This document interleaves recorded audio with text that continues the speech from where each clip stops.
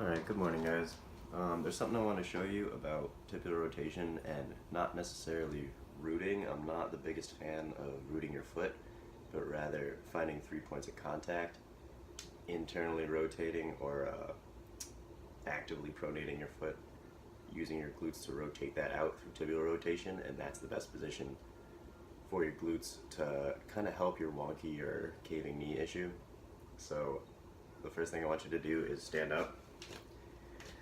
Put your toes and your heels together, and without moving your feet, try to externally rotate your feet, and you're going to feel your butt clench, and that means you have the more medial fibers firing, which is what we're looking for, rather than just the lateral fibers. So essentially what that's going to look like is, when you take your foot, you want to get the ball of your foot, your big toe, your heel, and I guess you could call it just the lateral side of your foot on the ground as much as possible. You're not trying to squat flat. You want to arch your foot as much as possible by digging the big toe and the ball of your foot in. So once you do that, you try to artificially raise your foot, dig in, and like we just did, try to rotate out. But you want to do it through your tibias rather than just through the knee joint, which only has limited rotation. So you grab it in 3 positions, rotate out, and you're going to feel your butt fire. Not just the lateral fibers like we said, but the medial ones as well. You're going to get this huge, not quite a pump, but this huge contraction in your glutes as well as your medes. And that is what's going to help keep your knees from going out on the squat, going in. So when you're out, you're still rotating through everything. You got your lateral tibia rotation, and squeeze it through the top. You're gonna feel all parts of your glutes through that, so give that a try. You can start barefoot. It might be more difficult in your heels because the heels kind of have a weird... Now, the soles from some of the heels, like the Romaleos and the, I think it's the Addy Powers, have this artificial lump right where the arch of your foot is gonna go. So to alleviate that, you can kind of play with the positioning at the sole. I might actually glue mine. So give that a shot, get a video of it if you can, and try it on your squats. Alright, so something else that you might find is actually limiting your ability to do this is I usually find or see 1 or 2 things. Some people simply don't have the dorsiflexion required, and it's not just like straight, right? Because usually we try to track over the second toe, or roughly, because it usually depends on everybody's mobility morphology. But yeah, so the first thing I see is there's not enough room in your ankle's mobility to let your knee travel accordingly. Again, not forward, but out, because there's actually quite a bit of rotation when it comes to the foot. Like, see how much my knee is rotating? And that's just through the tibia. Like, I have retroverted hips, so my knees tend to look, instead of like straight, they kind of go out. And that's just my femur being cranked out, so I got a lot of tibial rotation. But something you can try if you can't get tibial rotation at its max because you feel like something's not letting you move in your ankle is do your basic ankle stretch. I would actually prefer you to do it elevated because it lets you to get a little more torque in there. So it would look something like, put your foot on an elevated surface, you go into your regular dorsiflexion like I have, all you do, but then kind of hunt around, look out, look in, look for all these different angles of your foot. Hold that for about 2 minutes. Do this every day because the ankles tend to get pretty wonky throughout the day. And then the second thing that I usually see is some people's front of the foot, their talus is actually getting jammed in there. That's actually an impingement issue that we can work on. I would actually have to feel it myself, but something that you can look for is feel the bone, find the bony markings. Right here, follow it through, right?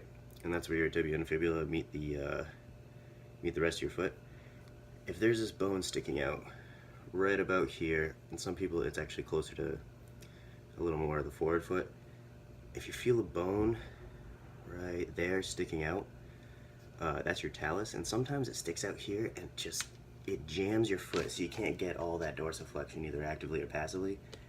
So sometimes when you see in the squat, people's knees go forward, forward, forward, and then all of a sudden they stop, seemingly for no reason, even though there's plenty more room in their mobility, generally. And then their hips continue to sink, right, while their knee stays in the same place, putting a lot of strain on that knee. It's generally not an issue if you can get around it, but something you can do is either while you're doing your ankle stretches, you can jam the talus in, or you can actually band up your ankle, wrap a band around. It's got to be a heavy band, probably no more than the inch and a half though. Put it up to the rig so it pulls and distracts. You want to pull it this way, right? So you got a band, pull in kind of 45s, and now you go into it.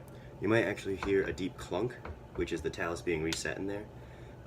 The same thing might happen when you're pressing on it with 2 fingers and you go through the same range of motion. Actually, yeah, mine needs a little work right now. So give that a shot as well. And then one more or 2 more quick visual cues on the active tibial rotation so we can get your glutes firing. To address part of your knee problems on the squat and I guess deadlift is sometimes the tibial rotation thing at first manifests in overpronation. And right now we're not worried about that. Going into a peaking phase, that's when we're going to worry about it, because now you actually have a whole ton of different bones, and that also means you necessarily have a bunch of joints in your foot. And when you're overpronating, there's a little bit of an issue when it comes to those forces. But again, we don't have to worry about that right now. So anyways, sometimes the tibial rotation cue that we just worked on, remember, multiple points of contact and then rotating through the tibia, so bam bam. Sometimes it acts or manifests in overpronation, right? So now you're kind of squatting like this, and then you're trying to get it out, but it doesn't quite track where you need it, so it actually forces you into that internal rotation, or I guess abducted or adducted, sorry, part of the knee in the squat. So to fix that, you really got to think about the arch, and then you can kind of go a little more lateral onto your foot, a little more force on the lateral part of your foot, as long as you have those 2 forward points of contact, big toe and the ball of your foot. So again, raise the arch as much as you can artificially, tibial rotation. The other issue is for you wide squatters, like outside of shoulder width where your knees aren't necessarily going to track out as much. So you're squatting out here, you do your tibial rotation, and you're out. Sometimes your knees don't track all the way over, like I'm right about here. Instead of out here, it'll be about here. Again, my hips allow me to do that. Not everybody's gonna be able to do that. So it's okay to have the weight, ooh, that's gross. It's okay to have the weight more on your lateral foot. As long as you're feeling the medial fibers, when you squeeze your butt like you have a quarter in there and you can't get it out, or you put, something I used to tell my younger athletes, which I probably shouldn't, is if I stick a stick in your butt, make sure it's clenched so tight that you can't get it in there. No sticks, no quarters, no anything. So don't worry if that doesn't manifest in the same way. As long as your knees aren't caving and you feel your glutes firing, that's all we're looking for.